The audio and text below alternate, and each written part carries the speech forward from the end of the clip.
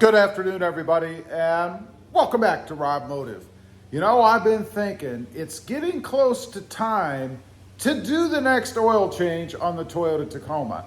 Not due to miles, but due to age. You see, I believe you should change the oil either every 5,000 miles or once a year, depending on which milestone you hit first. And in considering that, I mean, I could take the truck to the dealership. I'm not going to do that. I'm going to do the oil change myself. I had said I would do that after the freebies ran out, and the freebies, I think, have ran out. But either way, I'm going to do it myself. And I think there's really only one reason that you should do Toyota Tacoma oil changes yourself. Okay, let's get into it. I'm seated nice and comfy right in front of the gorgeous Toyota Tacoma. So as I mentioned, there's really only one reason, maybe two, to do the oil changes in the Toyota Tacoma yourself. But before we get into that, a couple of horror stories. You know, about 310 years ago, I decided I was going to do my own oil change. It was on a car. It was brand new. It was time to do the first one. I think I did it at 3,000 miles, something like that. So I get it in the garage. I put it up on a couple ramps. Crawl underneath there. It's all tight and dirty and dusty and bugs. It was hot. So I crawl under there. I release the plug, you know, the oil plug, and drain all the oil out. That was all good and fine, except I think I actually dropped it in the oil pan. That's always a drag. Then you get to fish around for it in there. But anyway, I got the oil all out. That was cool. It came time to change the filter. So I had one of those strap type filters. You know, they wrap around and then you push them the other way and then you pull them the other way to loosen it up, to get it off. So mine didn't work. It came, and honestly, I think it was a little bit oily because they shipped it that way, or it was at the store that way. This was back before you ordered everything from the Amazon. But it had oil on it. Yeah, I didn't think that'd be a big deal. I mean, once you clamp it tight, it should be okay, right? No, it wasn't okay. Plus, the filter that was on the car had been put on by the factory. And if you've done first oil changes, then you know those people love to over-tighten the filters. So I'm under there, I'm cranking on that thing. I've got no room. It doesn't go. It doesn't come loose. It just slips on the filter. It was a bummer. So I get this idea. I thought, well, I'm taking the filter off anyway. I'm not going to reuse it. So let's grab some big honking flathead screwdriver and shove it through that filter, which I did. I put it through there, and then I thought I could just kind of grab both ends under there, you know, and twist it, and it would come off. So I get on it, I twist it, and it rips. It rips through the metal. Because all an oil filter really is just a real thin aluminum, right? So it rips through. Doesn't deter me. I think that's all right. I can keep ripping it. It's going to break free. It doesn't break free. It rips all the way to the point where the other end of the screwdriver is up against the bottom of the car, and I can go no further. So I have a problem. I can't refill the car. The oil's been drained. I couldn't drive it anyway because all of the oil would just shoot out the torn up filter. So I get on the phone, I call an oil shop, I change one of those fast lube places or whatever. I tell them what I did. They're probably telling their buddies, we got some real rocket scientists coming in, and they're probably loving it, right? So I can't drive the car there. I decide to tow it. I've got a tow strap. It's not long enough. We hook it onto the car. We tow it there. And of course, one time, because the person driving and myself were too close, I actually bumped the back of the vehicle that's pulling me. Didn't do any damage, but just to add another little knife to my back, right? Now from there, it all went well. Got it in, we pushed it into the bay.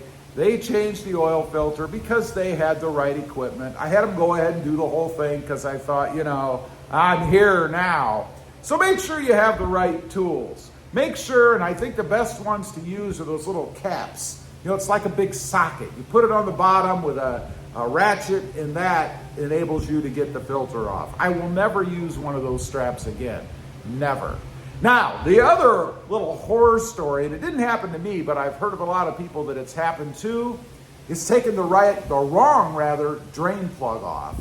There's a transmission drain plug under there and fluid for the transmission. And I've heard of people actually removing that and draining their transmission fluid. Now your job just became much longer and much more expensive. That's assuming you realize what you did. I mean, I could imagine doing that, not understanding what you did, putting the plug back in there, changing the oil filter. I guess you'd find out at that point, because as soon as you pulled the filter off, oil would gush out all over the place because it's still full. Now, those are the two bad things, my stories. Well, one of them was mine anyway. I never did the transmission thing. So let's get to the meat of it. Why do your own oil change? There's really a couple of reasons. One is to make sure that it's actually been done.